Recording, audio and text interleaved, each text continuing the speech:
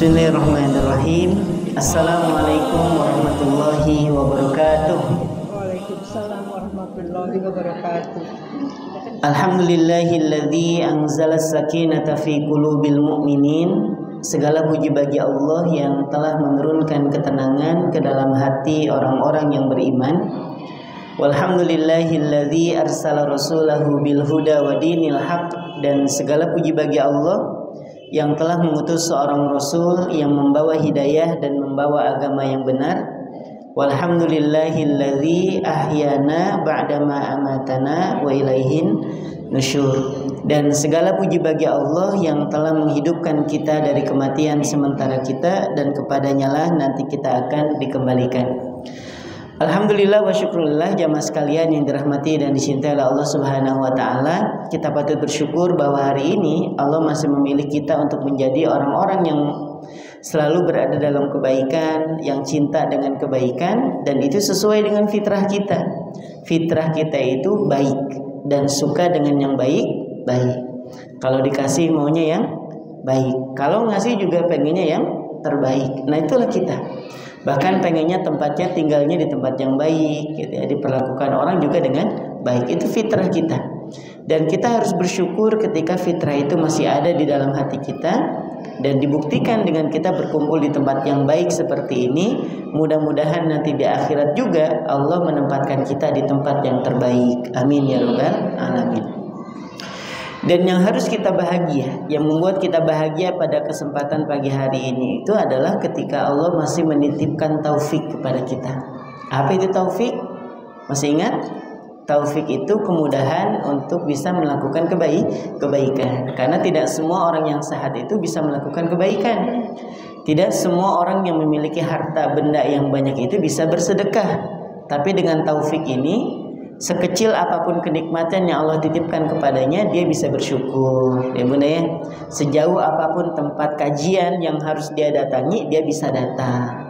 Sesempit apapun waktu yang dia miliki, dia tetap berupaya untuk menyisihkan waktunya itu untuk melakukan kebaikan. Itu namanya taufik. Jangan pernah mengira ada orang yang memiliki waktu yang luang, dia bisa melakukan banyak kebaikan. Enggak juga. Makanya kemarin ketika ada salah satu pegawai hotel mengatakan, Ustadz, saya itu pengennya Ramadan tahun depan itu pengennya sholatnya terus berjamaah. Saya itu pengennya nanti Ramadan yang akan datang tuh bisa sholat tarawihnya itu full 30 hari. Emang kenapa? Nggak bisa Ustadz, saya ini safe di sini. Kalau udah Ramadan itu memang masa-masanya sibuk, jadi saya nggak pernah sholat tarawih itu secara berjamaah. Saya sampaikan, justru ini menjadi teguran buat siapapun yang menyampaikan materi saat kultum, yang mengatakan kita bersyukur hari ini masih bisa sholat tarawih berjamaah dibanding saudara-saudara kita yang hari ini belum berkesempatan untuk sholat tarawih berjamaah. Nah, ini juga keliru. Kenapa keliru? Sholat tarawih itu hukumnya apa? Sunnah atau wajib? Sunnah. Menjemput rizki untuk keluarga wajib. Jadi boleh jadi ada orang yang menjemput rizkinya malam hari itu dengan cara apa? Menjadi driver online. Mereka sedang apa? Menunaikan sunnah atau menunaikan kewajiban? Menunaikan kewajiban. Maka cara yang paling elok itu, yang paling elegan itu ketika kita bisa menyampaikan, alhamdulillah kita bisa melaksanakan sholat tarawih berjamaah, dan juga alhamdulillah saudara-saudara kita yang belum bersempatan sholat tarawih berjamaah bisa menunaikan kewajiban, yaitu menjemput rezeki untuk keluarganya. Karena tidak setiap orang itu memang punya amalan yang sama, bunda. Setiap orang tuh punya amalan unggulan. Ada orang yang nggak pernah puasa Senin Kemis, tapi tahajudnya rajin. Ada orang yang nggak pernah tahajud, nggak pernah puasa Senin Kemis, tapi sedekahnya kenceng. Ada nggak yang kayak gitu? Ada. Dan nanti di akhirat itu masing-masing akan dipanggil dari pintu kebiasaannya. Ada orang yang rajin puasa dipanggil dari babur royan. Ada orang yang bisa sabar banget, bahkan ketika anaknya diambil oleh Allah di usia-usia yang belum akil balik, maka dia akan dipanggil dari Baitul Hamdi, rumah yang penuh dengan pujian. Nah, setiap orang itu akan memiliki pintunya masing-masing. Ya tentunya kita berharap nanti di akhirat semua pintu itu manggilin kita. Manggilin aja ya. Mau masuk nggak? Mau ya, dikirain mau dipanggil aja ya bunda ya. Para bunda yang solihah yang dirahmati oleh Allah, jadi kita bersyukur hari ini masih dimudahkan langkah kaki kita untuk bisa berkumpul di majelis ilmu, dan mudah-mudahan juga yang belum hadir juga mendapatkan kebaikan. Boleh jadi ada yang sedang sakit, mudah-mudahan Allah sembuhkan. Ada mungkin yang urusannya belum kelar sampai hari ini, mudah-mudahan diberikan kemudahan untuk setiap urusannya. Amin ya rabbal alamin.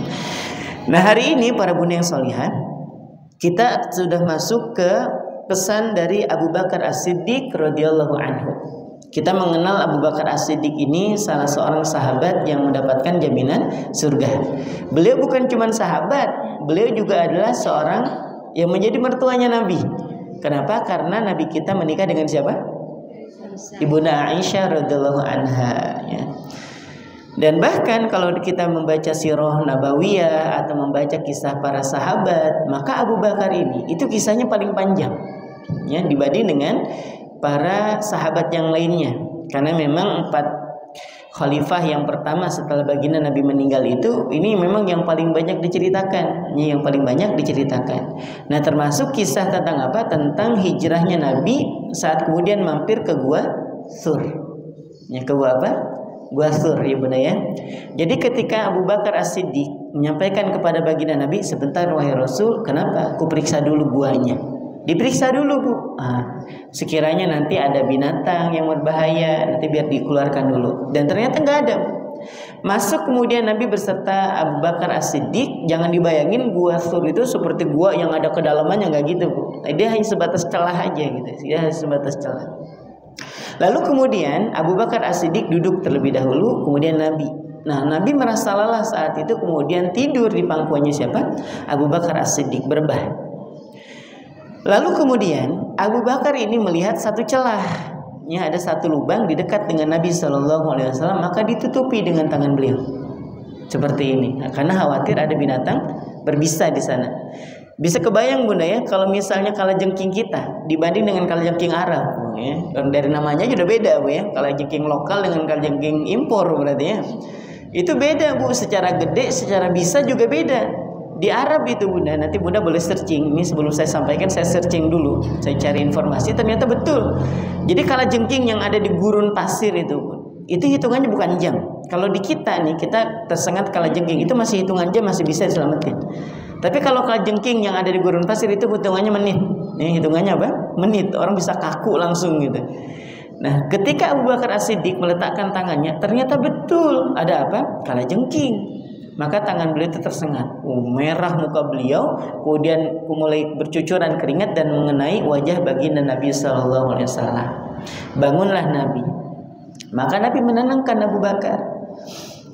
Wahai Abu Bakar, apakah kau bersedih karena akan meninggalkan Makkah? Enggak wahai Rasul. Apakah kau takut sekiranya nanti orang-orang Quraisy itu menemukan kita? Enggak wahai Rasul. Terus kenapa? Apakah kau bersedih akan pergi ke Madinah? Enggak wahai Rasul. Ngomong gitu ya. Ngomong. Terus kata Abu Bakar, tanganku ya Rasul bengkak bu. Ini kenapa? Karena sangatan kalajengking. Lalu Nabi SAW, kenapa aku tidak mengatakannya dari tadi? Apa kata Abu Bakar? Aku khawatir membangunkan kau. Ya Allah. Makanya wajar kalau sampai pas detik itu, ketika Abu Bakar As-Siddiq gitu ya, bersama dengan Nabi SAW di Gua Thur, sampai Allah menurunkan satu ayat yang semua ulama sepakat ayat ini untuk siapa? Abu Bakar As-Siddiq. Nah, nanti kita cerita sedikit. Lalu kemudian Nabi SAW memegang tangan Abu Bakar, diludahinya. Nah, dengan terlebih dahulu membacakan a'udzu bi'izzatillahi wa qudratihi min syarri ma ajid wa uhadir, diludahi, cuy, sembuh. Itu ludah Nabi. Coba kalau ludah kita, suami bunda misalnya kena sengatan kalajengking, sini ayah, cuy, insya Allah infeksi, amputasi ya. Infeksi langsung ya. Nah, para bunda yang solihah, itulah yang kemudian disebut bahwa Nabi SAW itu basyarun lakal basyar, seorang manusia yang berbeda dengan manusia lainnya. Jadi kalau dibilang ala Ustadz, Nabi juga bisa salah sebentar. Ala Ustadz, Nabi juga manusia, betul, Nabi itu manusia. Tapi basyarun lakal basyar, manusia tapi berbeda dengan manusia pada umumnya. Kayak tadi tuh, air ludah Nabi jadi obat, air ludah kita Jadi ribut bu, ya, iya, jadi ribut. Nah Nabi SAW sebagaimana Ummu Salamah meriwayatkan saat Nabi berkunjung ke rumah beliau beserta anaknya itu, anaknya dari Ummu Salamah ya. Kemudian Nabi mampir dan karena cuaca lagi panas-panasnya, Nabi berbaring di atas tanduk itu, tahu tanduk? Tanduk itu berarti sejenis kasur gitu tapi dari kain, ya bu, yang tipis tuh ya. Ini ditopang oleh dua di sisi kiri kanan ya. Terus kemudian ada kain di tengahnya. Nabi tidur seperti itu. Saking panasnya keringat Nabi itu bercucuran.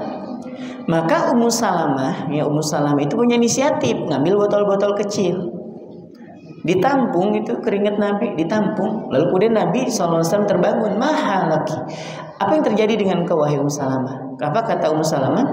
Aku akan mencampurnya dengan wewangian yang aku miliki.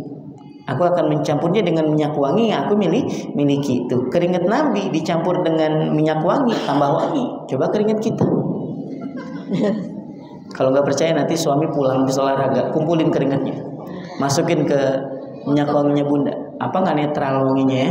Langsung netral, nggak ada wangi sama sekali ya. Kalau nggak percaya silahkan dibuktikan ya. Dan ini hadis ini sahih benar. Lalu kemudian Nabi Shallallahu Alaihi Wasallam pernah lupa dalam sholat. Pernah lupa. Walaupun ketika Nabi ditanya, kenapa ya Rasulullah, unsituni syaitan telah membuat aku lupa, kata Nabi. Tapi ternyata lupanya Nabi menjadi syariat. Kebayang nggak kalau Nabi itu nggak pernah lupa dalam sholatnya? Gimana kita tahu sujud sahwi? Gimana kita tahu kalau kita sholat baru 2 rakaat dan ternyata sudah salam, tinggal disambung tambah 2 rakaat lagi. Kalau salat duhur nih, bunda kan mungkin banyak pikiran ya, mikirin sinetron yang gak kelar-kelar misalnya, atau drakor yang belum keluar edisi terbarunya ya. Terus kemudian bunda salat duhur kepikiran baru 2 rakaat udah salam, ditegur sama anaknya, bu baru 2 rakaat, iya kan? Iya. Coba bingung kan? Sekiranya Nabi tidak pernah lupa di dalam sholatnya, tapi dengan lupanya Nabi dalam sholat ketika itu kita tahu kalau sholat 2 rakaat ternyata itu harusnya 4 rakaat, maka tinggal menyambung 2 rakaat lagi, gitu bu ya, dan ditutup dengan sujud sahwi. Nah, itulah Nabi SAW. Jadi ketika Abu Bakar dengan Nabi berada di Gua Thur, saat kemudian orang-orang kafir Quraisy sudah datang, apa kata Abu Bakar? Ya Rasulullah, itu mereka udah di atas tuh. Kalau mereka nengok ke bawah aja sedikit, kelihatan kita di sini. Apakah engkau takut ya Abu Bakar? Enggak ya Rasul, aku takut akan keadaan engkau, itu aja. Jadi Abu Bakar As-Siddiq itu khawatir dengan keadaan Nabi SAW. Nah, melihat Abu Bakar itu gelisah bukan main, turunlah satu ayat, la takhaf wa la tahzan innallaha ma'ana. Janganlah engkau takut, jangan kau merasa sedih hati, karena Allah bersama kita. Dan ulama sepakat bahwa ayat ini diturunkan untuk menenangkan hati Abu Bakar As-Siddiq. Nah, ini pesan yang akan kita bahas hari ini. Tentang siapa? Tentang Abu Bakar As-Siddiq ya, jadi pesan beliau kepada kita tentang apa? 5 kegelapan dan 5 penerangnya. 5 kegelapan dan 5 penerangnya. Ini dari sahabat Abu Bakar As-Siddiq. Az-zulumatu khamsun. Jadi kegelapan itu ada 5 kata Abu Bakar. Wasurujulaha khamsun, dan begitu pun halnya dengan penerangnya juga ada 5 ya, jadi kegelapan itu ada 5, penerangnya juga ada 5. Yang pertama kata Abu Bakar As-Siddiq radhiyallahu anhu, hubbud dunya zulmatun, mencintai dunia secara berlebih adalah kegelapan. Jadi mencintai dunia, kasih dalam kurung, secara berlebihan, nah, tutup lagi kurungnya biar nggak kabur ya. Itu adalah kegelapan. Wasirajulaha at-taqwa, dan penerangnya adalah takwa. Nah, ini pesan yang pertama. Kita jelasin dulu. Bunda ini sudah ada yang tinggal di rumahnya yang sekarang, ada yang sudah jalan 10 tahun, ya Bu ya. Ada yang dari lahir juga sudah di situ, karena memang rumah itu rumah warisan misalnya ya. Atau dikasih dari waktu kecil udah dikasih ke kita gitu. Nah, kita sudah puluhan tahun tuh di rumah. Nah, pertanyaan saya, kalau pas lagi malam-malam mati lampu nih, Bunda udah hafal mati itu bentuk rumah ya? Bahkan perabotan ditaruh di mana juga hafal betul ya kan? Bahkan suami juga kalau sudah buntu nyari sesuatu ya, manggilnya apa? Bunda lah ya, masa Pak RT kan. Nah, jamaah sekalian, ini Bunda sehafal-hafalnya dengan denah rumah yang sudah Bunda tinggali berpuluh-puluh tahun itu. Kalau pas malam mati lampu, Jalannya lurus atau meraba-raba? Padahal bunda itu rumah sendiri loh, Bun. Merasa tenang atau merasa gelagapan bunda?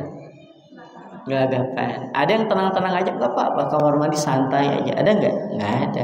Walaupun saya yakin bunda tuh ya nggak takut sama hantu lah ya, nggak takut. Cuma kan masalahnya setan dari kalangan manusia ini yang kita takuti, ya Bu ya. Setan dari kalangan manusia, ya pencuri, ya perampok, itu yang kita takutin. Ya walaupun sampai itu takut juga sama pocong ya. Makanya jangan nonton film horor. Udah tahu takutan sama hantu, nonton film horor. Ditanya sama anak, ibu nonton apa? Nggak tahu, merem aja sepanjang film ya, merem. Jadi bunda yang dirahmati Allah Subhanahu Wa Taala, kita ini di rumah itu udah puluhan tahun. Tapi ketika gelap, kita sulit untuk berjalan. Nah, begitulah yang digambarkan oleh Abu Bakar As-Siddiq, bahwa mencintai dunia itu terlalu berlebihan itu bisa membuat seorang itu berada dalam kegelapan. Contohnya gimana? Takwa deh. Takwa sudah pernah kita bahas, Bu ya. Taknya apa? Tawadu. Qafnya apa? Qanaah, merasa cukup. Wawunya apa? Waro, yaitu berhati-hati. Ianya apa? Yakin terhadap semua ketentuan Allah itu pasti baik. Satu aja dulu kita ambil contoh tentang qanaah, merasa cukup. Jadi semakin cinta terhadap dunia, maka rasanya akan semakin kurang. Bunda bisa lihat hari ini orang-orang yang pakai rompi orange itu, ya, orang-orang yang pakai rompi orange tanpa menyebutkan nama ya, orang-orang yang menggunakan rompi orange itu, ya, yang bermasalah dengan masalah keuangan. Itu kira-kira mereka itu rumahnya gubuk atau rumahnya bagus? Kendaraannya banyak, hartanya banyak. Jadi orang-orang yang bermasalah dengan keuangan itu bukan mereka orang-orang miskin, bukan. Jadi kalau kita bahasa kitanya nih, dia buat mencukupi jangankan keluarganya, anak keturunannya dengan harta yang dia miliki saat ini cukup, Bunda. Cukup. Cuman masalahnya tidak ada sifat apa? Qanaah di dalam hatinya.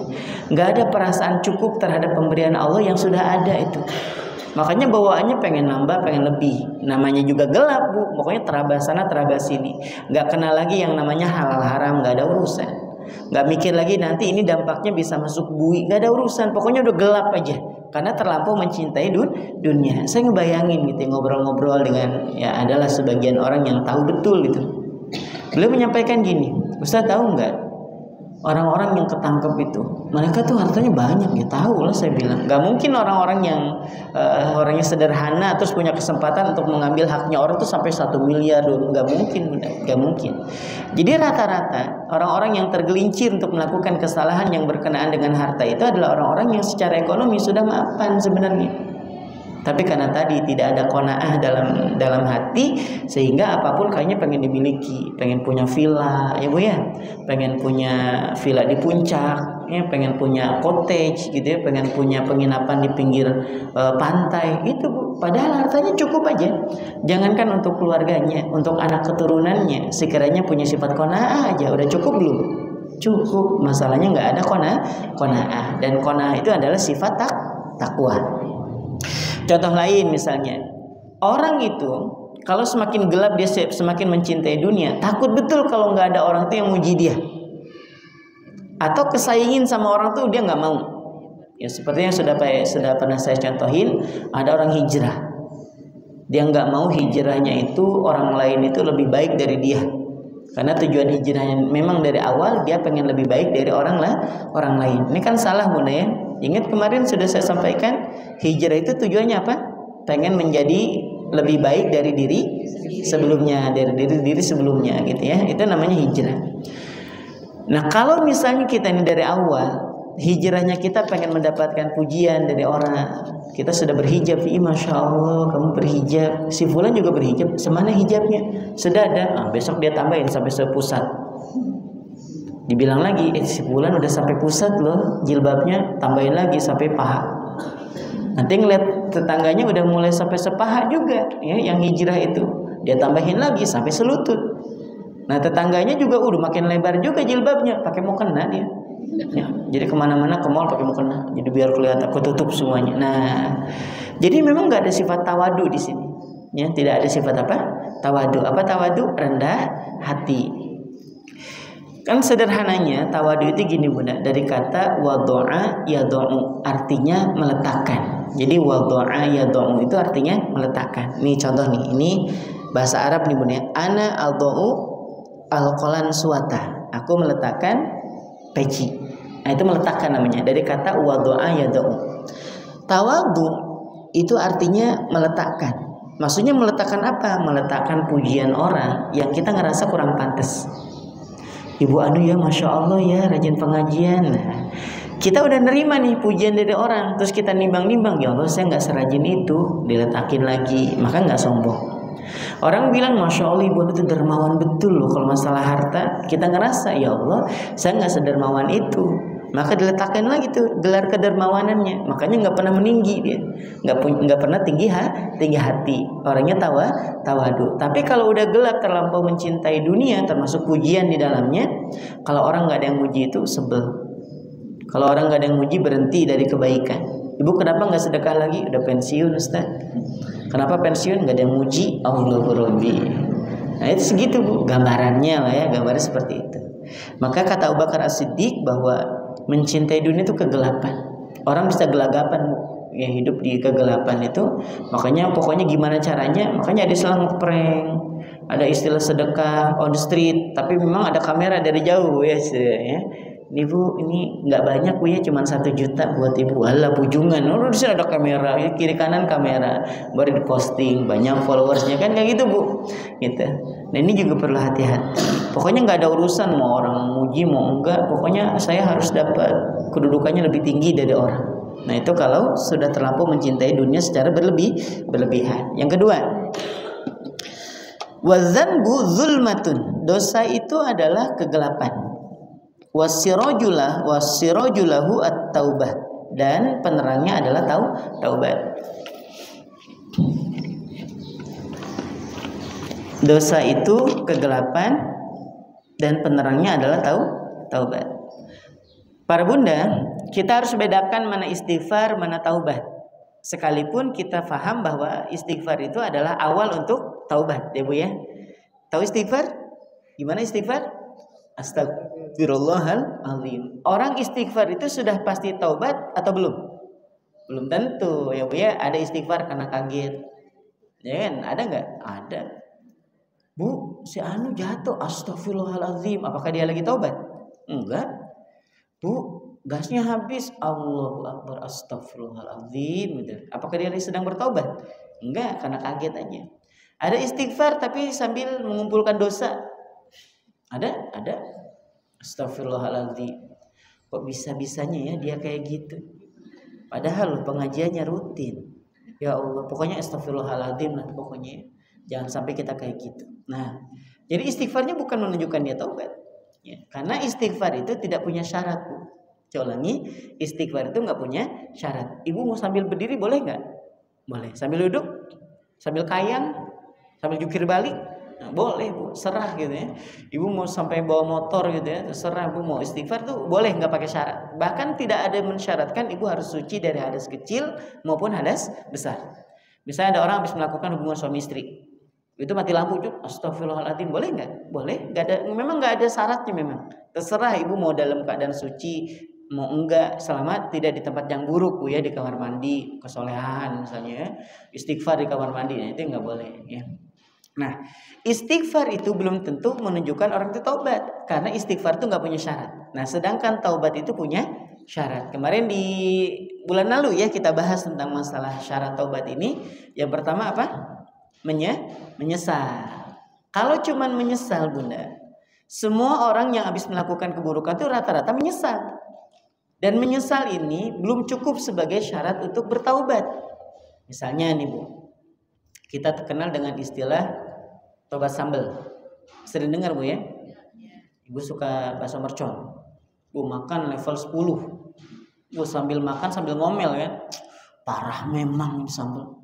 Lombok setan kayaknya yang dipakai ini. Parah. Gak mau besok kesini. Besok nongkrong lagi di situ dia. Ya? Nah, dengan kalimat tambahan. Parah memang di sini sambalnya. Sampai mencret aku semalam itu. Tapi masih makan Bu. Ya masih. Tobat sudah besok sama keluarga bahkan besoknya. Pokoknya itu yang disebut sebagai tobat sambal. Kenapa? Karena siapapun orang bisa menyesal, bisa. Termasuk orang yang misalnya lagi maling nih, ketangkep warga. Ampun, memang saya nyesal saat itu ya. Coba dilepasin. Belum tentu, Bu, belum tentu. Kenapa? Karena menyesal saja tidak cukup. Saya udah cerita belum di sini ya? Saya pernah satu panggung dengan, kalau Bunda kenal, dengan Mbak Sarwenda, psikolog. Dan kenal nggak di sini ya? Nah, ini psikolognya Balikpapan, Bunda. Jadi Mbak Sarwenda psikolog, ya, seorang psikolog Balikpapan. Jadi pernah satu panggung kita berbicara tentang LGBT, ya, tentang LGBT di Asalam waktu itu. Beliau menyampaikan tentang LGBT dari sisi psikologi. Kenapa orang itu sampai tertarik dengan sama jenis? Kenapa sampai orang itu sampai memutuskan untuk menjadi transgender gitu ya, berpindah kelamin, atau bahasa kerennya itu hijrah kelamin. Coba bayangin. Kok bisa-bisa saya itu pas lagi dengar, Ustadz udah dengar apa itu Ustadz, ada orang bilang ada hijrah kelamin. Astagfirullahaladzim, disangkanya hijrah itu hijrah model kayak gitu ya. Nah, jemaah sekalian, nah beliau menyampaikan itu dari sisi psikologi. Maka saya sampaikan LGBT dari sisi syariat waktu itu. Nah setelah itu saya bilang gini ke para hadirin, silahkan jemaah sekalian ya, kepada mas-mas, mbak-mbak, bapak ibu sekalian yang punya masalah dengan masalah seperti ini, kalau pengen konsultasi atau pengen melakukan ruqyah terkait dengan pengobatan yang seperti ini untuk masalah LGBT, silahkan WA saya di nomor bla bla. Saya tulisin, Bu, bahkan di media sosial waktu itu saya share. Ternyata banyak, betul, Bu. Ya, banyak Balikpapan itu, mau yang laki ataupun perempuan, banyak, bukan cuma puluhan, lebih. Ya Allah, Bu, ada 30-an mungkinnya, lebih itu yang ngechat, yang WA gitu ya. Nah, sampai kemudian ada 2 orang tuh datang ke rumah. Saya kira awalnya adik kakak, karena yang satu usianya sekitar 40 tahunan, yang satu usia masih seusia saya, 35-36 lah ya, kurang lebih. Ya Allah, masih jaraknya dekat lah, Bu. Saya kira adik kakak. Duduk, dia bilang gini, Ustadz, kami mau ruqyah. Oke, duduk aja, duduk. Kenapa, Pak? Nanti aja, Ustadz, biar kami tenang dulu, baru saya ceritakan. Udah nih, bacaan Quran dulu barang 5-10 menit. Nah, habis itu ngobrol, dia mulai tenang. Nah, ngobrol, Ustadz, kami ini pasangan gay. Dalam hati, ya Allah, jangan tenggelamkan kami di sini, ya Allah, jangan gitu ya. Kan bumi itu minta terus, Bu, hari-hari, ya Allah, kok gencet aja orang model kayak gini gitu ya. Tapi kan gak dikabulin. Itu berbeda dengan umat-umat terdahulu. Kan yang menjadi spesial menjadi umatnya Nabi Muhammad itu ketika melakukan dosa tidak langsung diazab kan ya. Itu sudah menjadi permintaan baginda Nabi SAW. Lalu kemudian si masnya ini dengan mbak orang laki-laki kok, sama mas ini, dia cerita, Ustaz, kami itu bukan gak pernah mau tobat, kami juga mau tobat, Ustaz. Bahkan saking pengennya kami tobat itu, kami pernah menyewa satu kamar hotel. Tujuannya apa? Mau tobat. Bayangin coba. Ini sudah beneran, Ibu, pengen tobat. Akhirnya nyewa satu kamar, terus tahajud. Keren, Bu. Berjamaah tahajud. Setelah salam, assalamualaikum warahmatullahi wabarakatuh. Assalamualaikum warahmatullahi wabarakatuh. Cium tangan, yang mau muntah aja, Bu, nggak apa-apa ya, nggak apa-apa. Yang mau mual aja sekalian ya, nggak apa-apa ya. Ibu bila diceritain gini iri sama suami nggak pernah cium tangan, ya makanya malam-malam bangun ya, daripada suaminya bermakmum dengan itu, ya Bu ya. Makanya mendingan ibu jadi makmumnya daripada dimakmumin sama yang lain. Nah, marah nanti ya. Ya kalau perempuan, kalau laki, nah jamaah sekalian dirahmati Allah, udah nih, Bu, sambil doa bahkan, ya Allah, kami menyesal sudah melakukan dosa besar. Nangis, Bu. Dia cerita nih, dua-duanya cerita. Kami itu sampai nangis, kami itu, ya Allah, mohon ampun, kami sudah masuk ke dalam dosa yang besar, ya Allah, jangan sampai kami meninggal dalam keadaan suul khotimah. Pokoknya cakep lah intinya, sudah cakep. Terus habis itu apa? Pedang-pedangan lagi. Coba habis tahajud lah itu. Habis tahajud udah selesai baca doa dan sebagainya, udah rebahan lagi, jadi lagi. Coba. Makanya saya sampaikan, taubat itu punya syarat lain sama istighfar. Istighfar tuh nggak ada syaratnya, Bu. Ibu mau nyesel mau enggak, istighfar tuh bisa aja.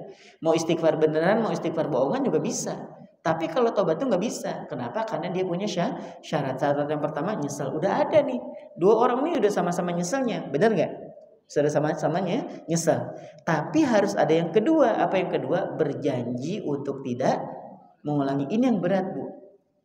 buat pecandu yang model-model kayak gini, candu dengan sesama jenis, candu obat, ya candu pinjol, candu game online, sama Bu, sama. Judi online itu sama. Kalau sudah nyandu model-model kayak gini, menyesal itu mereka bisa. Contoh misalnya, nyesel saya semalam main slot, kenapa? Kalah 1 juta. Kalau menang, alhamdulillah Ustaz. Nih coba bayangin, dia nyeselnya karena apa?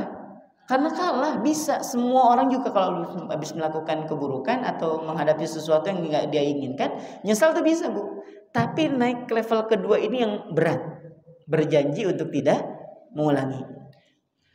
Bunda tahu ya, ada di kita ini namanya ada BNN, ya Bu ya, tahu BNN Bu?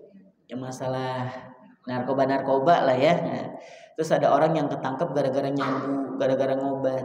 Itu kalau orang sudah candu banget, nggak ujuk-ujuk diberhentiin, bisa mati dia, bisa mati, iya, bisa menggigiti urat-urat nadinya gitu, karena dia akan meminum darahnya ya, yang sudah terkontaminasi dengan obat itu gitu. Enggak gitu. Jadi yang tadinya 100% diturunin 80, bisa nanti 70, terus 50, sampai 20, sampai 10, sampai selesai. Jadi enggak ujuk-ujuk orang itu ditangkap langsung udah pokoknya berhenti, mati dia. Yang bisa mati gitu. Maka dari itu jemaah sekalian dirahmati Allah Subhanahu wa taala, saya sampaikan yang berat bagi orang yang melakukan keburukan itu adalah berjanji untuk tidak mengulangi. Ini yang berat. Maka saya sampaikan janji untuk tidak mengulangi. Ya, terus nggak cukup juga, maka butuh syarat yang ketiga, syarat taubat supaya diterima itu, supaya lengkap taubatnya, yaitu apa? Mengiringinya dengan amal soleh, dengan kebaikan. Saya sampaikan nih ke kedua orang ini. Setelah ini deketin masjidnya, jaga sholat, ya kalau ada pengajian ikut nimbrung, gitu ya. Kenapa? Karena memang jemaah sekalian, kalau orang ini hanya sebatas menyesal, berjanji untuk tidak mengulangi, tapi ternyata tidak disibukkan dengan kebaikan, bisa balik lagi nggak? Bisa. Maka butuh lingkungan yang baik. Kalau memang ada kelebihan harta, belajar sedekah, datang ke panti-panti. Saya lihat dua-duanya bukan orang-orang yang nggak mampu. Orang dia datang aja saya sampai bingung cara gimana parkir mobilnya gede kayak gini gitu. Ini orang kaya gitu, bukan orang-orang yang miskin. Maka saya sampaikan, nggak usah gabut gitu. Gabut itu jangan bedang-bedangan, datang ke panti asuhan gitu ya. Kalau gabut itu umroh sekalian gitu. Maka diiringi dengan apa? Melakukan kebaikan. Maka saya sampaikan gini, Mas, dengarkan. Sekalipun ada orang yang memutuskan menjadi seorang gay, menjadi seorang lesbi, mereka nggak bisa keluar dari yang namanya fitrah. Apa? Fitrah. Dan saya sampaikan gini, sehomo-homonya homo, gimana sih ngomongnya? Ya sehomo-homonya homo lah ya, memang homo gimana coba bahasanya? Ya memang sehomo-homonya homo. Itu mereka butuh pasangan. Butuh apa? Pasangan. Buddha perhatikan, kalau ada dua orang nih yang memutuskan menjadi seorang gay atau dua-duanya ingin menjalin hubungan, salah satunya harus ada yang feminim. Harus ada yang feminim. Ada keperempuan-perempuanannya. Gak bisa dua-duanya maco, gak bisa, Buddha. Gak bisa. Harus ada satu, istilah kalau bahasa mereka tuh ada top, ada bot lah. Ya. Gak bisa dua-duanya top, gak bisa dua-duanya bot, gak bisa. Gak bisa. Dia harus sepasang. Harus ada lakinya, harus ada perempuannya. Termasuk yang lesbi, Bu. Yang lesbi yang kemarin kita coba di sini, Bu, nih, di sini, dekat sini. Ya bukan berarti perumahan ini, bukannya. Kita ketemuannya di ada penginapan di atas ini, Bu ya. Nah, kita ketemu di situ. Ya. Ini lesbi nih, saya bawa istri waktu itu. Ini lesbi nih, gimana sekalian? Dia tomboy satunya. Itu memang fitrahnya seperti itu. Nggak bisa dua-duanya itu feminim, nggak bisa. Harus ada yang maskulin salah satunya. Itu fitrah, Bunda, namanya. Jadi sekalipun kamu menjadi laki-laki dengan laki-laki, pasti harus punya apa? Harus punya yang feminim.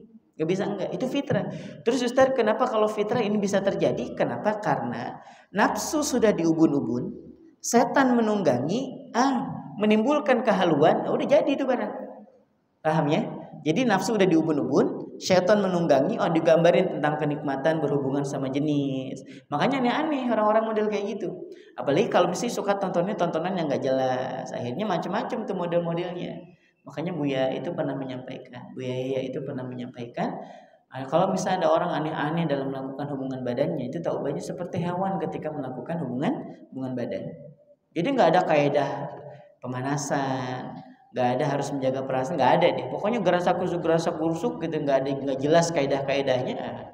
Ini hati-hati gitu. Padahal dalam Islam kan diatur dulu. Contohnya apa?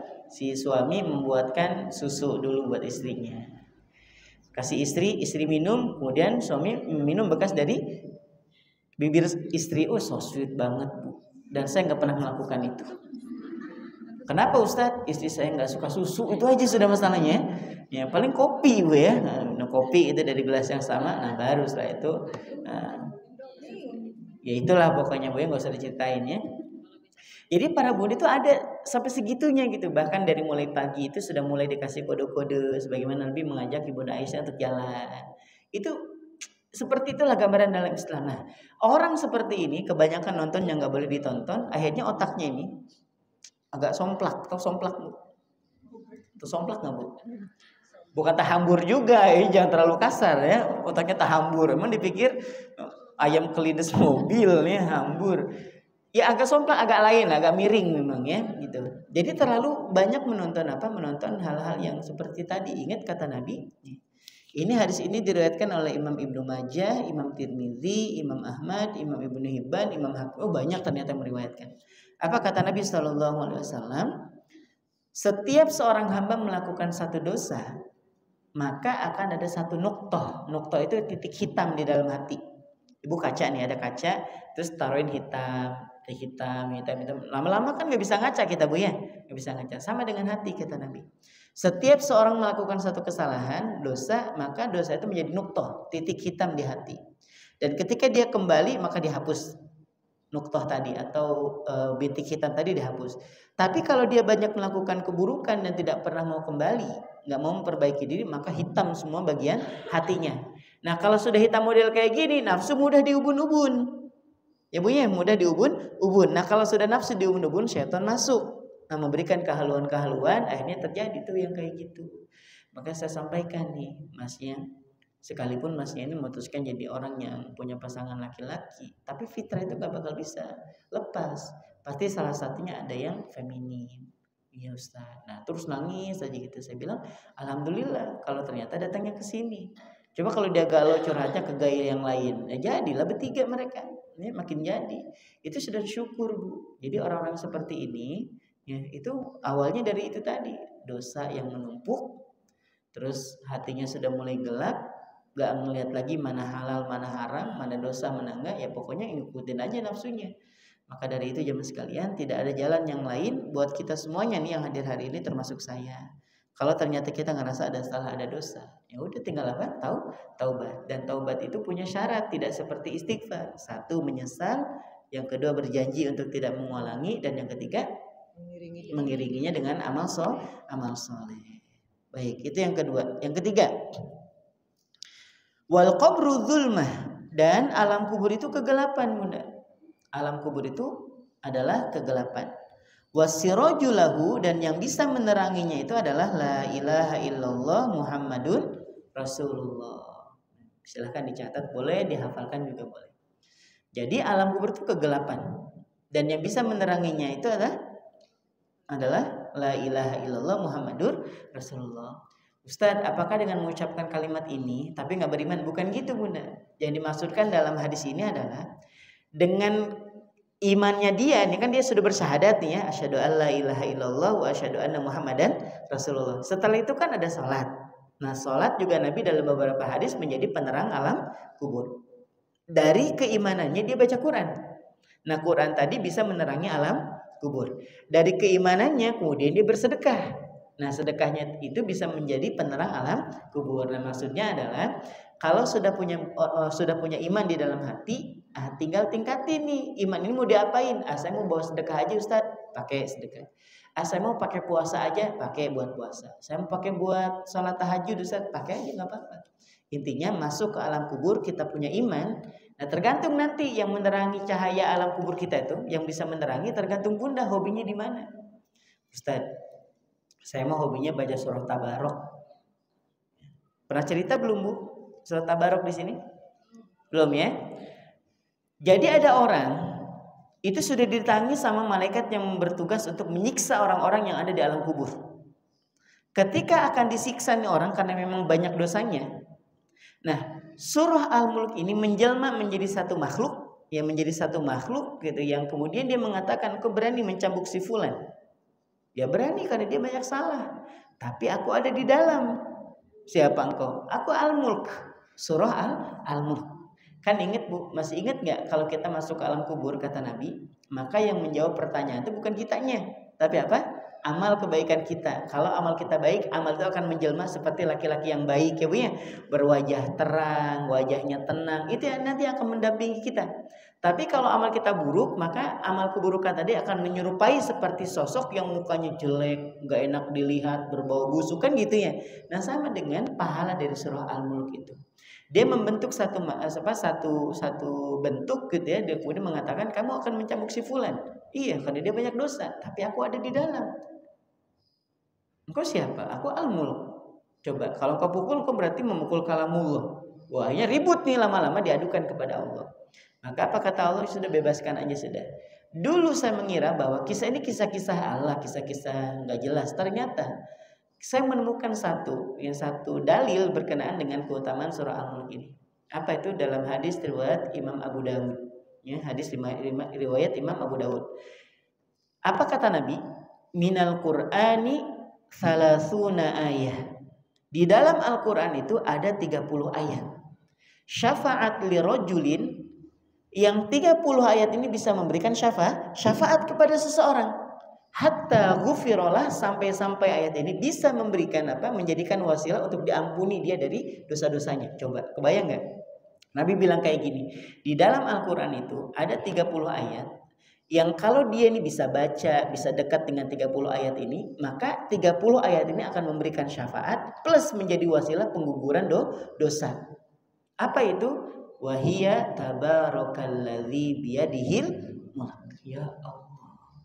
Saya kira kisah-kisah kayak itu lu ngarang-ngarang aja, ternyata memang ada landasannya. Jangankan nanti di akhirat, di alam kubur, Bunda nggak usah hafal, Bunda seneng aja sama surah Al-Mulk. Kan di BDS 1 ini ya, kalau malam-malam kan ganti-ganti ya, kadang Yasin, Ar-Rahman ya, Al-Waqiah. Nah di dalamnya juga ada Al-Mulk ya Bu ya, gitu. Keren banget sudah itu, dijalanin aja. Ustadz kami gonta-ganti, silahkan aja nggak masalah. Ya, Ustadz kami nanti bulan depan bukan Yasin lagi, nggak apa-apa. Apa Bu? Al-Baqarah, silakan aja kalau kuat. Ya, paling sotonya adem kan gitu Bu ya. Kelamaan Bu, mau 3 juz masalahnya. Juz 3, 2 lembar setelah juz 3 baru selesai Al-Baqarahnya ya. Nah para bunda yang solehan rahmatullah Allah, ternyata ada hadisnya. Membaca surah Al-Mulk, dia senang dengan surah Al-Mulk, bahkan dia hafal.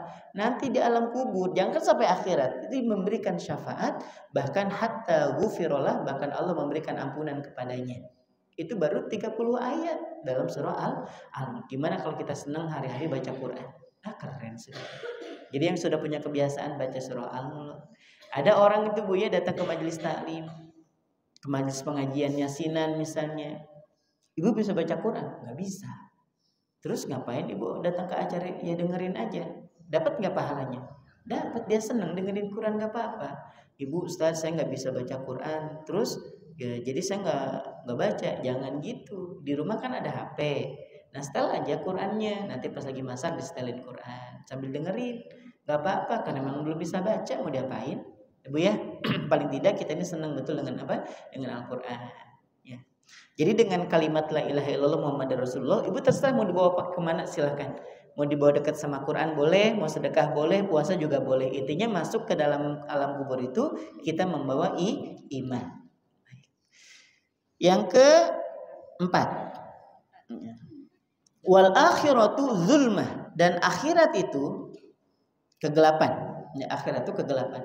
Ustaz, masa akhirat gelap? Kalau kubur ya kelihatan aja Ustaz, kubur tuh memang gelap. Akhirat maksudnya gelap gimana? Gelap itu nggak bisa kita raba Bu.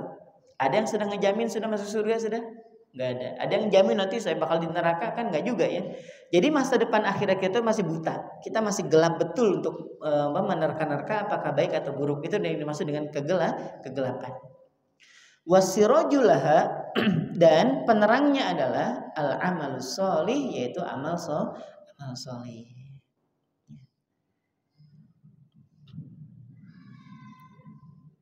Akhirat itu gelap. dan penerangnya itu adalah amal soleh.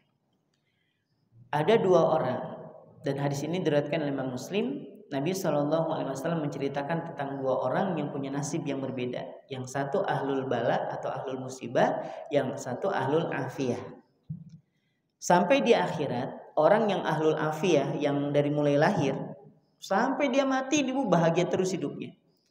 Gak pernah ngerasain dikejar-kejar ibu kontrakan, ya, gak pernah ngerasain dikejar-kejar leasing karena terlambat bayar motor atau mobilnya, gak pernah dikejar-kejar developer karena memang belum bayar tunggakan rumahnya gitu. Oh, hidupnya lurus betul itu.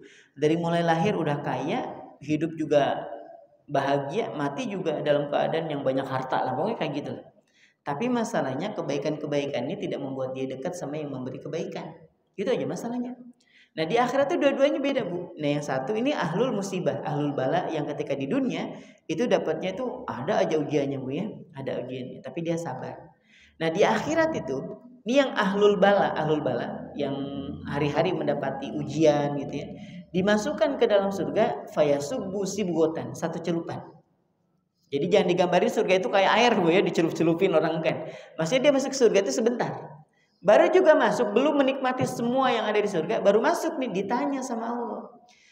Wahai hambaku, ya Allah, kesengsaraan apa yang kau rasakan dulu ketika di dunia? Dia mengatakan apa? Enggak ada ya Allah. Aku tidak merasakan kesengsaraan apapun ketika di dunia. Ya Allah, padahal di dunia sengsara betul nih orang. Lupa dia dengan kesengsaraannya. Nah, yang kedua, orang yang bahagia terus di dunia dicelupin ke dalam neraka fayasubbu sibgotan, satu celupan. Dicelupin, diangkat, nggak pakai direndam, Bu. Bayangin. Kalau kita bikin teh kan dicelupin, direndam dulu, we. Ini enggak, dicelup, diangkat. Ya Allah, ditanya sama Allah. Kebahagiaan apa yang dulu sempat engkau rasakan ketika di dunia? Demi Allah ya Allah, gak ada sama sekali kebahagiaan yang aku rasakan ketika di dunia. Padahal dia seumur hidupnya bahagia. Itulah yang dimaksudkan oleh Nabi, satu celupan yang melupakan segalanya. Jadi akhirnya kita kan gak tahu nih apakah kita masuk ke ahlul afiyah atau ahlul bala nih, gak tahu. Tapi udah dikasih tahu sama Nabi bahwa sesengsara-sengsaranya kita di dunia, kalau kita sabar di akhirat terangnya apa? Dimasukkan ke dalam surga.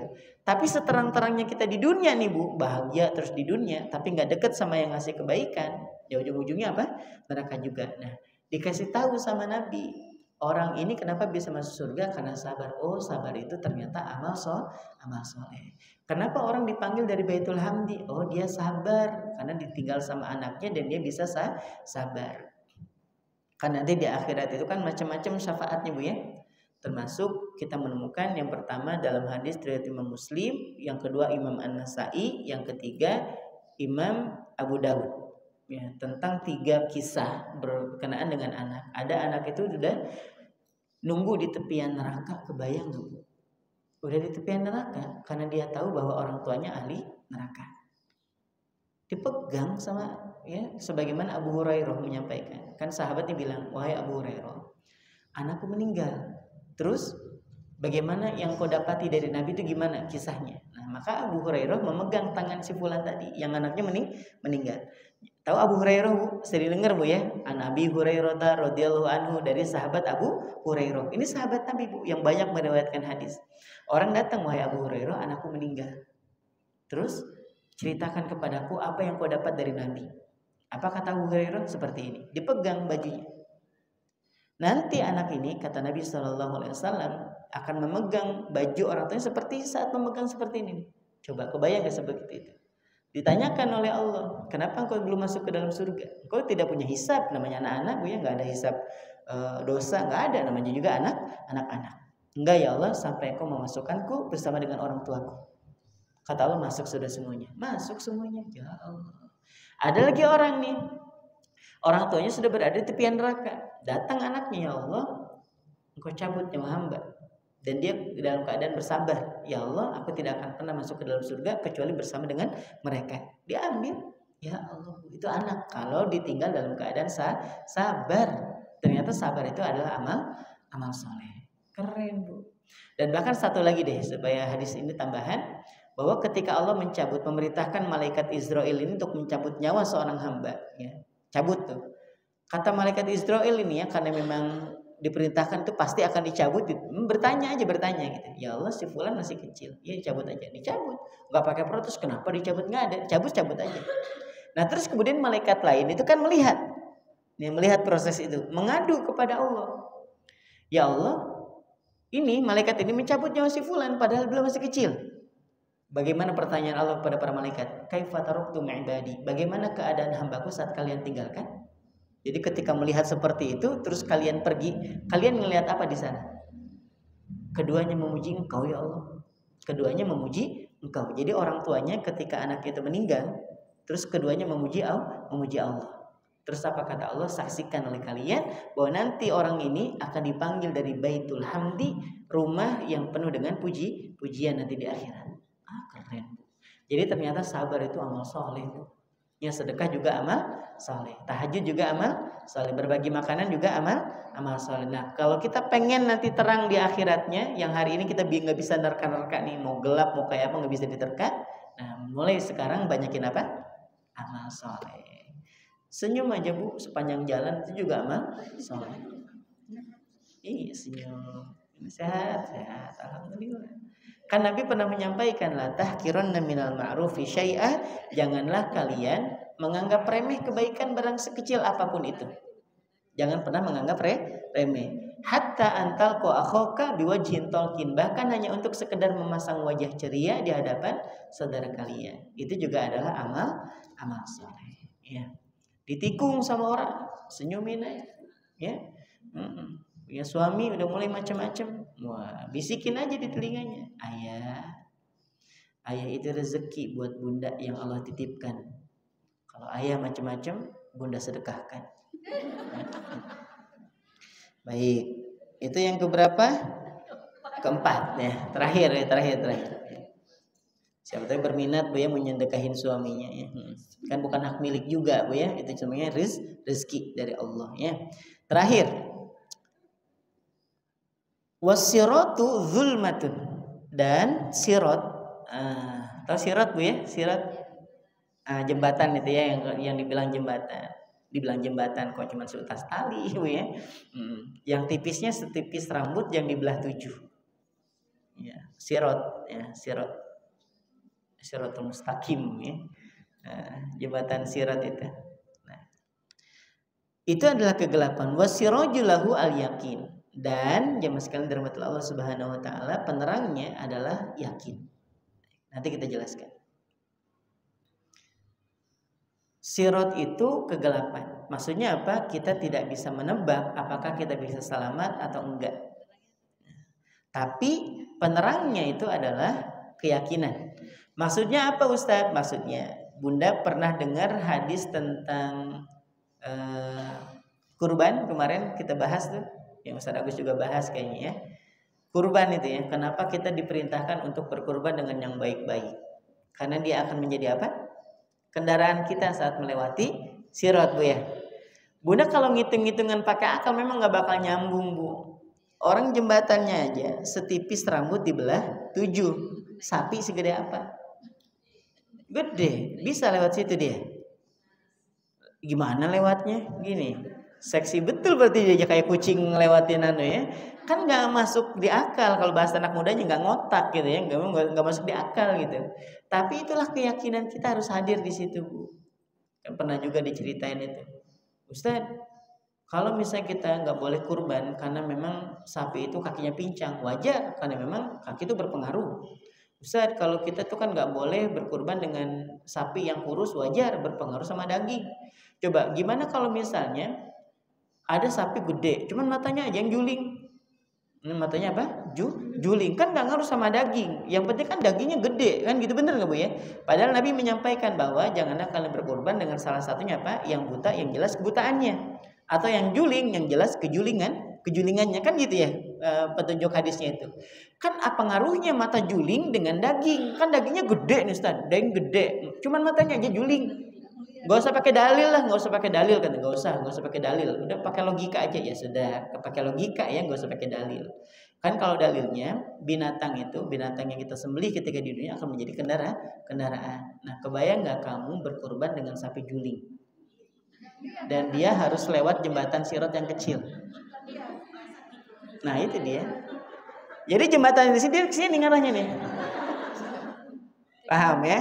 Nggak ada dalilnya memang, nggak mau dalil ya. Pokoknya kan dalilnya ada, nggak usah pakai dalil lah, nggak usah pakai dalil. Udah nggak usah pakai dalil, nggak ngocak aja sekalian, Bu ya.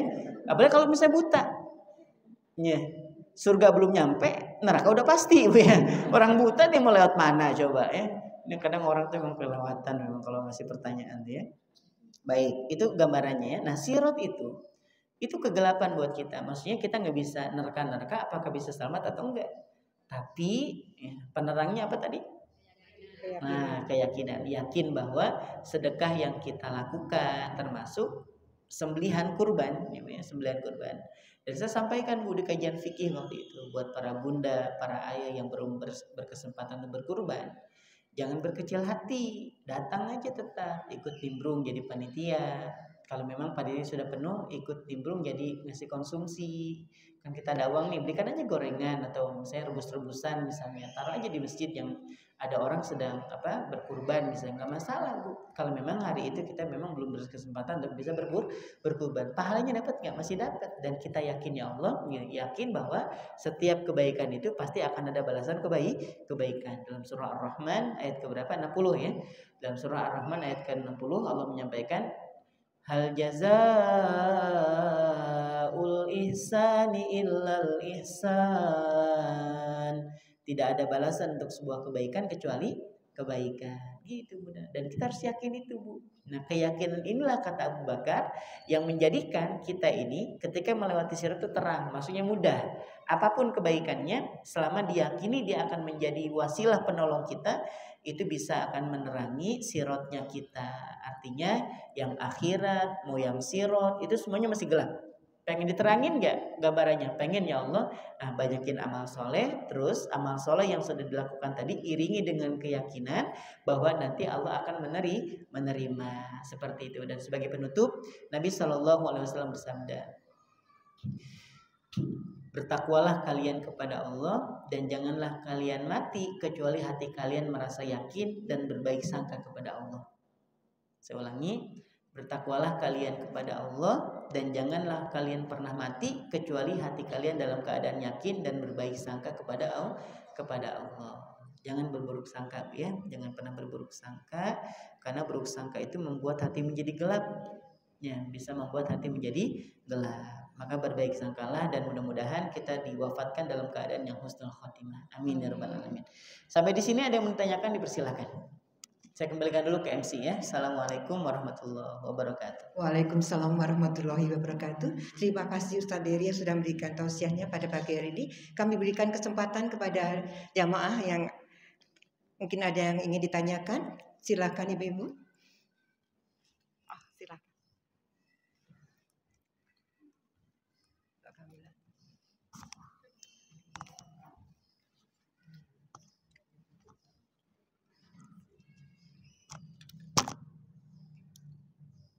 Waalaikumsalam warahmatullahi wabarakatuh. Belum.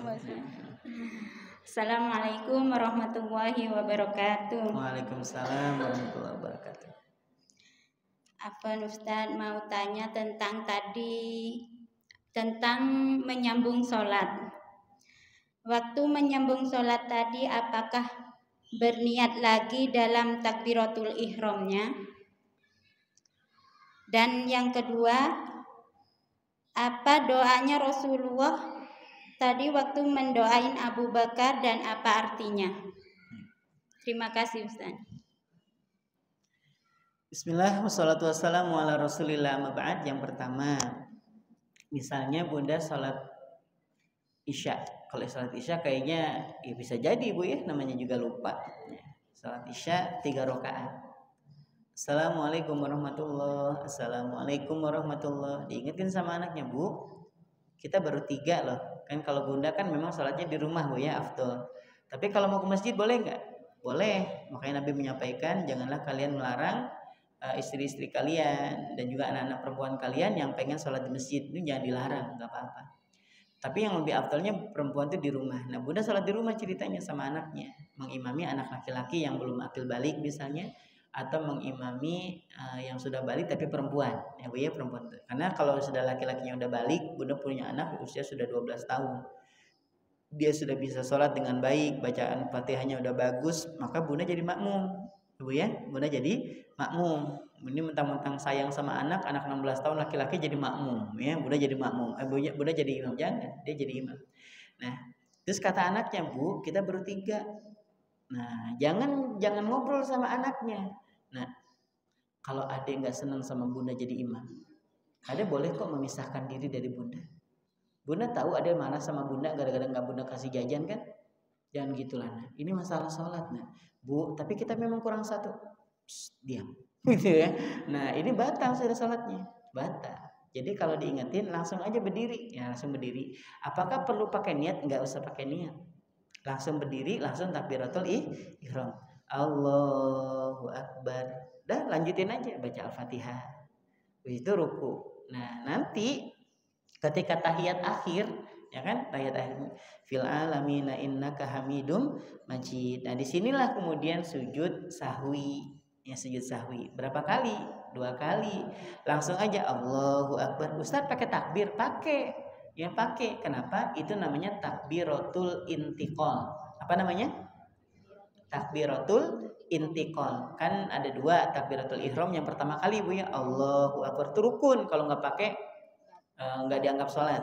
Nah, yang selebihnya Buddha mau ruku Allahu Akbar, atau pas mau sujud Allahu Akbar, atau sami Allahu liman hamidah, itu namanya takbiratul intiqal, takbir perpindahan namanya. Buddha dari dari tahiyat tadi sudah selesai, fil alamina innaka hamidum majid, Allahu Akbar, itu pun sunnah, Bu ya, sunnah. Sujud pakai takbir juga sunnah, Allahu Akbar juga sunnah, sujud. Nah, sujudnya bacanya apa? Subhana malayashu walayana. Berapa kali?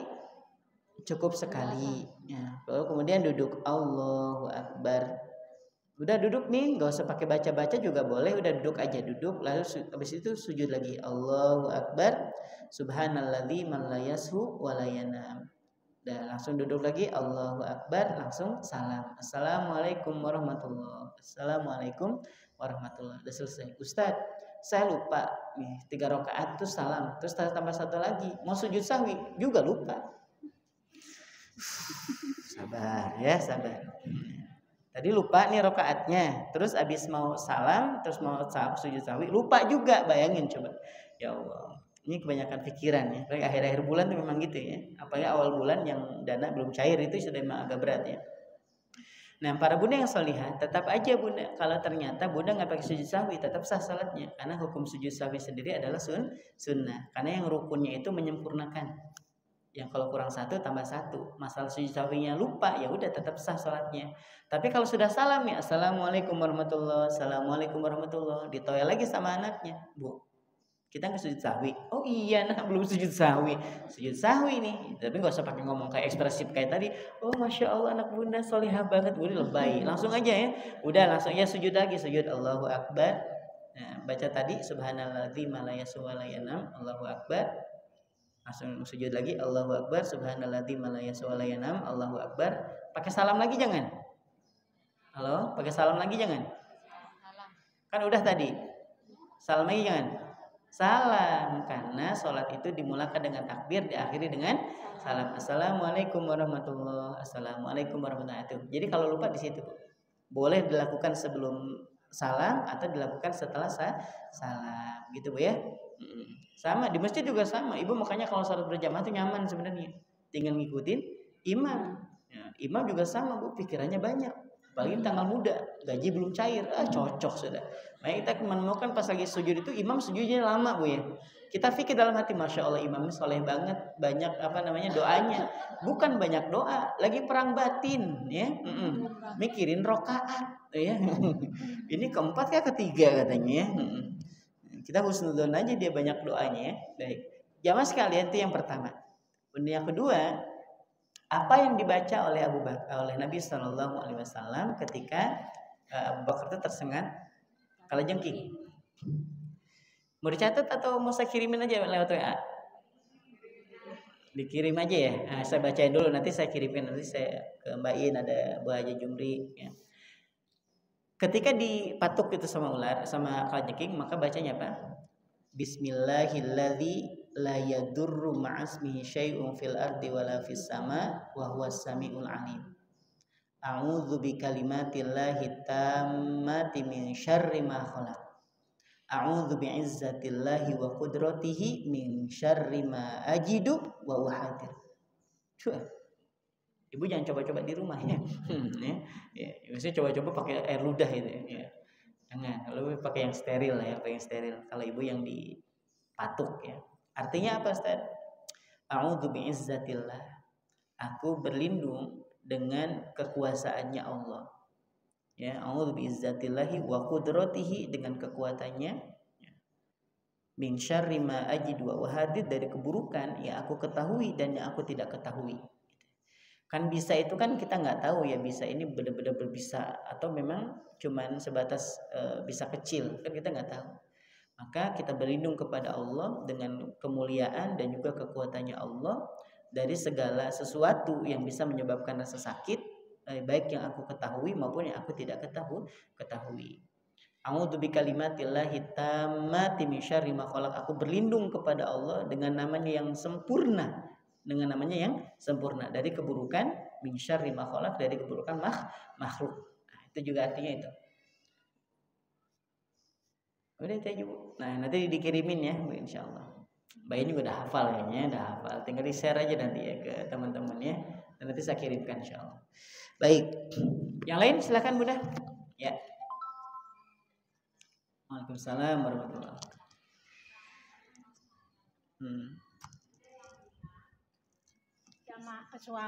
Suami jamaah di masjid, lebih baik jamaah di rumah sama istri. Itu yang baik di mana, Ustadz? Kalau kita ngomong katanya dia, ya kalau suami jamaah di masjid termasuk istrinya di rumah jamaah sendiri dong, sembahyang sendiri gitu. Iya. Terus yang kedua, saya mau tanya, perempuan kan nggak boleh qomat ya Ustadz. Kalau jamaah sama suami berdua kita boleh qomat nggak? Baik. Terima kasih. Bismillah wassalatu wassalamu ala rasulillah ma ba'd.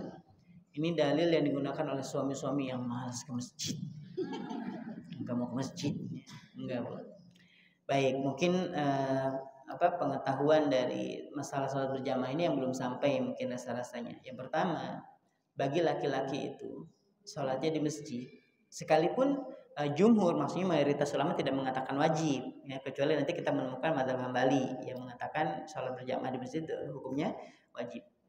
Tapi semua ulama jumhur mayoritas ulama mengatakan sholat di masjid itu sebuah keutamaan. Bagi laki-laki memang seperti itu, Bu.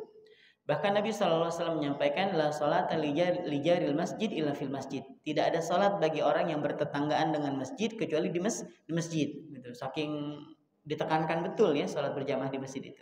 Walaupun memang kata Abu Hanifah ini bukan berarti nggak sah sholatnya.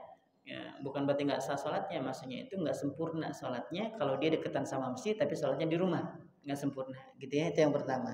Jadi memang aturannya seperti itu, laki-laki afdolnya di masjid, perempuan afdolnya kata Nabi apa di dalam rumahnya, di dalam kamarnya, ada ruangan yang tertutup. Itu bayangin coba, udah dalam rumah, milih kamar, cari ruang yang tertutup. Gitu, itu afdolnya seperti itu bagi wanita, memang seperti itu. Nah terus kalau misalnya nanti kalau ayah di salat berjamaah di masjid, nanti ibu salat berjamaah sendiri, ya kalau sendiri bukan berjamaah lah, ya munfarid ya, berarti sendiri. Nah apakah benar demikian? Nggak benar, ya nggak benar. Sekalipun sah-sah aja, Bu, ibu sama bapak salat di rumah berdua juga sah. Hanya saja bagi laki-laki memang lebih afdalnya di mana? Di masjid. Oke. Terus kalau jamaah sama suami, perempuan kan nggak boleh qomat. Kalau sendiri qomat. Jadi kalau buat perempuan sholat sendiri di rumah qomat lah. Allahu Akbar, Allahu Akbar. Nggak usah azan, gaya ya. Allahu Akbar, Allahu Akbar. Ibu ngapain ya? Ibu ikut aliran mana ya? Perempuan nggak azan, cukup qomat aja. Dan qomatnya pun dengan suara yang perlahan. Jangan juga pakai pengeras suara. Allahu Akbar, Allahu Akbar. Saudara ngapain ibu? Allahu Akbar, Allahu Akbar. Saudara la ilaha illallah, saudara Muhammad. Gitu ya. Itu untuk perempuan. Nah kalau sama suami, apakah saya yang qomat? Suaminya suruh qomat. Kalau perlu sekalian azan gitu ya. Ayah sekalian aja azan di rumah gitu ya. Nggak, Bu, di masjid aja sudah kalau gitu gitu ya. Jadi kalau ibu salat berjamaah dengan suami, yang qomat tetap suami. Jadi ngerangkap dong ya. Biarin aja, Bu. Ya biarin, suruh ngerangkap memang ngerangkap ya. Salat sama istri, Allahu Akbar, asyhadu an la ilaha illallah, itu suami, bukan istri. Seperti itu, Bu. Ya, jadi sampaikan aja ke suami, ayah sholat aja di masjid barengan. Nanti bunda sendiri itu lebih afdol, afdol. Ya sudah, temenin aja kalau gitu. Nah sudah, berarti berdua boncengan ke Islamic Center ya, berjamaahnya ya. Nanti salat isyanya di Samarinda ya, nanti salat subuhnya di Tenggarong gitu. Ya. Pulang-pulang tahun depan ya, tahun depan. Tahu rumahnya sudah dijual ya, rumahnya dijual ya. Baik, seperti itu ya. Wallahu a'lam bishawab. Satu lagi, silakan. Assalamualaikum warahmatullahi wabarakatuh.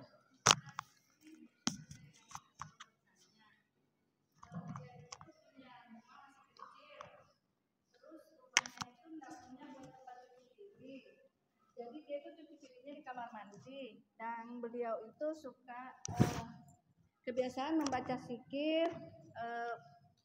beristighfar atau ya baca-baca lah gitu.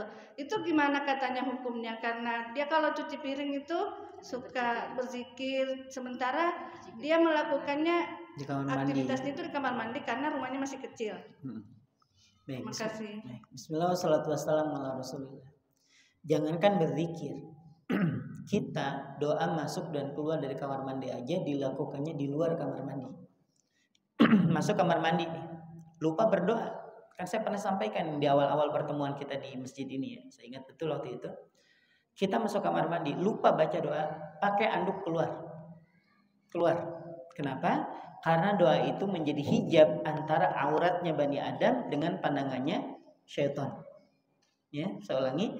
Karena doa itu sebelum kita masuk kamar mandi itu menjadi hijab, yang menjadi pembatas antara auratnya Bani Adam dengan pandangannya syaitan. Jadi kalau Bunda masuk ke kamar mandi nggak pakai doa, show memang Bunda di dalam. Show di situ ya, memamerkan semua, dan dia menikmati betul, apalagi kalau sampai nyanyi ya, sambil joget dan sebagainya. Konser memang Bunda depan setan di situ ya. Jadi kalau masuk itu baca doa. Ustadz udah masuk, udah telanjang, lupa pakai baju, keluar lagi, pakai anduk lah, keluar lagi, ya telanjang ya, pakai anduk, keluar lagi, baca doa. Apa doanya? Allahumma inni a'udzubika minal khubuthi wal khaba'ith. Ya Allah, aku berlindung kepadamu dari gangguan setan laki-laki maupun setan perempuan. Nah, setannya di kamar mandi. Itu pun doanya di mana? Di luar. Udah selesai dari kamar mandi, doanya di dalam atau di luar? Di luar, bukan di dalam. Keluar dulu dari kamar mandi baru baca Ghufranaka atau Alhamdulillahillazi azhaba 'annil adza wa 'afani. Bisa dipahami di sini ya? Untuk doa saja dilakukannya di luar, termasuk zikir juga yang diharamkan. Salah satunya adalah berzikir di kamar mandi. Ustadz, itu niat wudu nggak mesti diucapin. Nah, ya, dalam hati niat saya berwudu untuk menghilangkan hadas, wudu sekalipun ada toilet di situ nggak masalah. Tapi berzikir ini melibatkan lisan, melibatkan hati. Nah, ini jadi masalah. Ya, orang baca doa aja harus di luar, apalagi zikir. Maka gimana caranya? Nggak usah berzikir. Makanya kalau nyuci satu-satu aja. Masa kan bawa satu ini keluar lagi cepat-cepat. Siapa tahu pas lagi orang itu terlampau soleha gitu ya, baru duduk langsung subhanallah, masya Allah, alhamdulillah, wallahu akbar, la ilaha illallah, wala haula wala quwata illa billah gitu. Nah, kalau yang seperti ini lain kalau kaget. Lagi mandi nih, cicak jatuh nempel di punggung. Astagfirullahaladzim, Allahu akbar, la haula wala quwata illa billah. Nah, itu enggak termasuk dosa, spontanitas namanya. Tapi kalau dalam kamar sambil mandi, sambil baca zikir enggak boleh. Jadi nyuci piring di dalam kamar mandi boleh, tapi zikirnya sambil nyuci piring di kamar mandi itu enggak boleh. Walaupun dalam hati. Jadi pas masuk kamar mandi itu baca nih supaya mendapatkan pahala kebaikan. Masuk kamar mandi mau cuci piring baca doa. Doanya apa? Allahumma inni a'udzubika minal khubuthi wal khaba'ith. Supaya apa? Supaya syaitan tidak menghadirkan apa? Rasa was-was. Ayo nah, masa enggak zikir? Nah, itu setan, Bu. Makanya kita menemukan ada satu Yusuf Qaradawi itu. Syekh Yusuf Al-Qaradawi punya satu kitab yang namanya Zikir-zikir syaitan.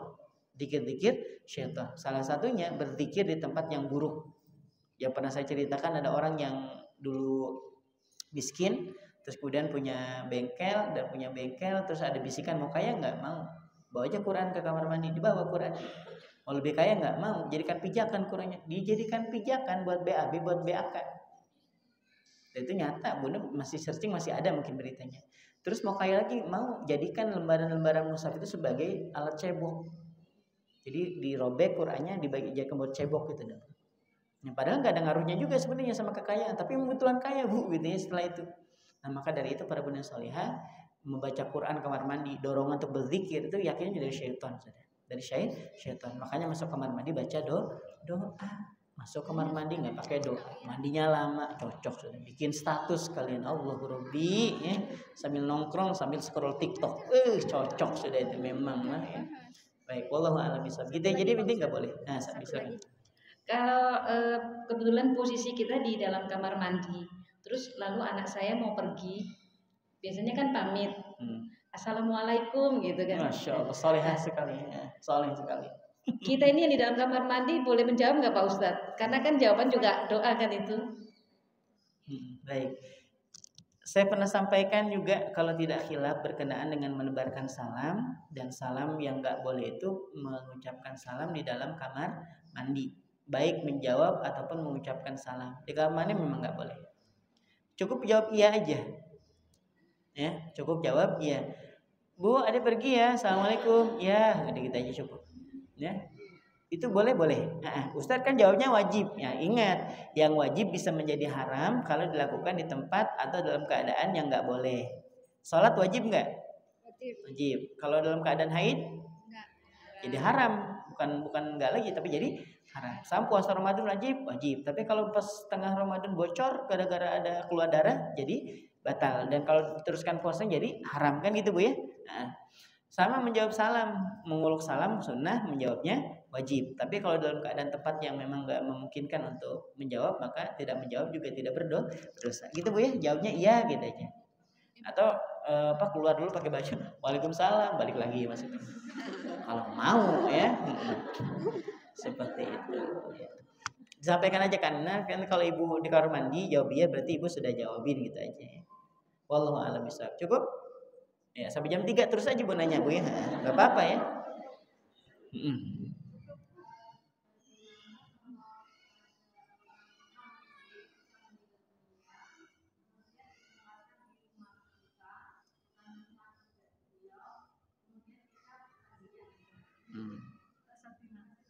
Masya Allah. Takziah ya. Baru kemarin Ustaz, ada nggak yang di Nami Rahmat? Ustaz, gimana kalau tetangga kita beda keyakinan? Terus mereka ngadain syukuran, keren bu, cakep ya. Tetangga kita beda keyakinan terus ngadain syukuran, terus kita boleh datang nggak? Ih, cakep memang. Ini syukuran kita ngebayangin baca Yasin kah baca apa? Kan beda keyakinan ya. Ya mungkin dia maksud syukuran tuh mungkin manggil tokoh agamanya ya kayaknya ya. Maka saya sampaikan gini, sama dengan halnya kayak tadi. Kalau ada orang meninggal nih bu ya, dan bersamaan dengan apa? Dengan perayaannya atau dengan upacaranya, mereka juga ada upacara bu. Ini ada upacara. Ini ada ipar kami itu kan mu'alaf ya. Ada ipar kami itu mu'alaf. Terus qadarullah kemarin ibunya meninggal. Terus datang nggak datang? Tapi kapan? Setelah acara pakai ini selesai, udah dimasukkan peti dan kemudian ada doa bersama, ada nyanyian tuh bu, ada nyanyiannya, apalah nggak tahu, nggak paham juga. Udah selesai, mereka udah selesai, nah baru datang untuk apa? Memberikan ucapan bela sungkawa. Ya bela sungkawa tuh misalnya gini, yang sabar ya, mudah-mudahan ya, hati-hati nih kalau sudah kadang kita terlampau solehah ya, mudah-mudahan ditempatkan di tempat yang terbaik oleh Allah Subhanahu Wa Taala. Sebentar ya, kita beda keyakinan kok ya.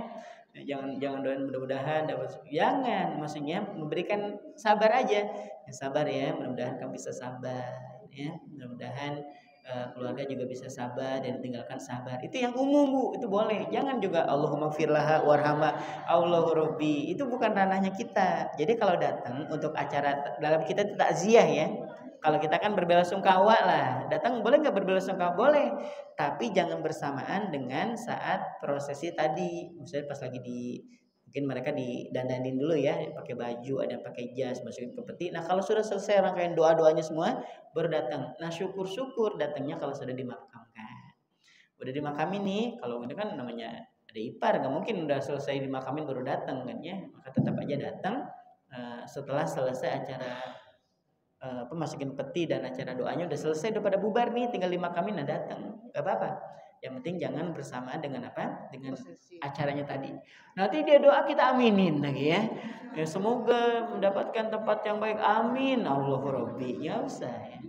Beda sudah lakum dinukum waliyadin, nyata di sini ya. Wallahu a'lam bishawab. Udah Bu ya. Lapar saya Bu ya. Silahkan pokoknya apa yang enggak buat ibu BDS 1 itu apa yang enggak, silahkan. Jam 3 juga saya jabanin Bu ya. Silakan. Nah. Ustadz ini berkaitan kalau misalnya anak kita yang jadi anaknya itu gimana Ustadz? Kenapa kalau yang jadi? Kita jadi anaknya nih, jadi harus ada dalam proses itu. Ya, baik. Bismillah wassalatu wassalamu ala rasulillah mabad. Nanti kita berbicara tentang apa? Fikih waqi namanya. Atau fikih realita. Nah, fikih realita. Jadi kalau Bunda sering tahu, saya share juga kalau pas lagi acara ngisi teman-teman di Mu'alaf ya, Mu'alaf Center itu. Kasusnya sama, Mu'alaf Center itu sama. Ada orang tua yang masih berbeda keyakinan, ada yang cuma mamanya yang sudah masuk Islam, bapaknya belum gitu. Itu memang unik seperti itu. Nanti penanganannya akan beda. Bunda sebagai anak nih, tapi kan udah beda keyakinan iya. Terus yang nanganin siapa? Ada orang-orangnya, ada pendetanya juga kan gitu. Ya biarin aja nggak apa-apa. Kita tetap di situ. Kenapa kita di situ? Karena memang rumah kita di situ. Atau karena memang rumah orang tua kitanya memang di situ. Mau wafat atau enggak kita tetap ke situ. Nah, karena qadarullah bertepatan dengan orang tua kita meninggal, masuklah ke situ. Karena memang itu rumah orang tua kita. Udah datang aja duduk. Ya biarin aja nanti mereka berdoa, kita duduk aja enggak apa-apa. Enggak masalah ya. Nah, lain yang kayak kita nih ya. Kita ini mu'alaf bukan, saudara bukan, datang-datang duduk amin. Sebentar ya, jangan terlalu solihah Bunda ya, atau sengaja datang mendoakan. Enggak, kita memberikan kabar-kabar yang baik aja ya, doain yang baik-baik, mudah-mudahan yang ditinggalkan jadi orang-orang yang sabar ya. Gak usah juga dibisikin belum dapat hidayah, nyolek sekali ya. Seperti itu Bu ya. Jadi kalau sebagai anak boleh datang sama saat seperti perayaan itu. Saya kalau mengisi di kajian Mu'alaf Center itu, kalau memang itu hubungannya memang antara anak dengan orang tua, ya anak dengan orang tua, selama orang tuanya tidak mengatakan, nah, ayo nak balik lagi, itu nggak apa-apa. Bahkan datang di hari H-nya pun namanya anak tuh boleh, Bu. Namanya anak. Orang tuanya juga sudah ikhlas lah, kamu mau meluk agama aja terserah gitu. Kamu masuk Islam juga nggak apa-apa. Yang penting nanti kalau misalnya pas lagi perayaan kamu kumpul lah sama keluarga, nah itu kumpul aja nggak apa-apa, untuk menunjukkan bahwa setelah kita masuk ke dalam Islam itu bukan membenci mereka, ya tetap berakhlak baik dengan mereka, tetap datang di hari H saat mereka berkumpul. Yang nggak boleh itu saat mereka bernyanyi kemudian berdoa, nah kita nggak ikut di situ, tapi kita hadir ya nggak apa-apa juga kalau kita punya hubungan. Tapi kalau nggak punya hubungan cuma sebatas bestie, nggak usah. Ya seperti itu ya. Nah itu fikih realita, fikih waqi namanya, fikih realita seperti itu. Wallahu a'lam bishawab. Mungkin ini yang bisa disampaikan, kurang lebihnya mohon dimaafkan. Kita tutup dulu dengan sama-sama doa. Nah, kita sama-sama berdoa mudah-mudahan yang sakit hari ini Allah berikan kesembuhan. Yang punya urusan Allah mudahkan urusan-urusannya. Allah titipi kita anak-anak yang soleh dan solehah, yang menjadi penyejuk mata dan penentram batin untuk kedua orang tuanya. Allah bahagiakan kedua orang tua kita, baik yang masih hidup ataupun yang sudah meninggal. Allah berikan taufik kepada kita sehingga kita mudah melakukan kebaikan-kebaikan. Dan kalaupun ternyata kita harus meninggal, mudah-mudahan Allah wafatkan kita dalam keadaan yang husnul khotimah. Allah titipi kita rezeki yang halal juga barokah, dititipi rezeki yang bisa mengantarkan kita kepada kebaikan dunia dan kebaikan akhirat. Allahumma shalli wa sallim ala nabiyyina Muhammadin fil awwalin wal akhirin. Wa barik wa sallim wa radiyallahu ta'ala an kulli sahabati rasulillahi ajma'in. Hamdan syakirin, hamdan na'imin, hamdan yuwafi ni'mahu wa yukafi'u mazidah. Ya Rabbana lakal hamdu kama yanbaghi li jalali wajhikal karim wa 'azimi sultanik. Rabbana ighfir lana dhunubana wa liwalidina warhamhuma kama rabbayana shighara. Rabbana zalamna anfusana wa illam taghfir lana wa tarhamna lanakunanna minal khasirin. Rabbana hab lana min azwajina wa dhurriyyatina qurrata a'yun waj'alna lil muttaqina imama. Rabbana atina fid dunya hasanah wa fil akhirati hasanah wa qina adzaban nar. Bifadlika subhana rabbika rabbil izzati amma yasifun wa salamun alal mursalin walhamdulillahi rabbil alamin. Aku qouli hadza. Wassalamualaikum warahmatullahi wabarakatuh. Waalaikumsalam.